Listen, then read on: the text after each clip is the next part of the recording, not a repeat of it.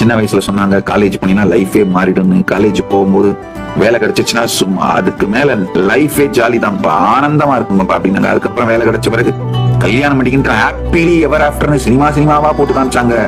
எல்லாரும் சொன்னாங்க அவ்வளவு பிரெயின் வாஷிங் நடந்தது. சரின்னு கல்யாணம் பண்ணிட்டா ஐயோ எங்கேயோ ஒரு இடத்துல பொறிதட்ட துவங்கும் பொழுது இல்லப்பா, something is not right. I have to start thinking how I am thinking, living. I need to reorganize myself. Something is wrong. Not something, everything is wrong. அடிப்படைகள் தவறு.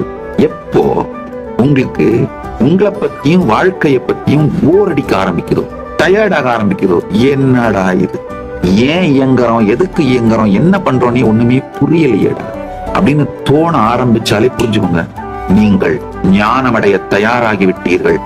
அந்த ஞான தேடுதல் தான் வெளியில் இருக்கின்ற நீங்கள் பார்க்கின்ற உலகம் சலிக்க துவங்குகிறது.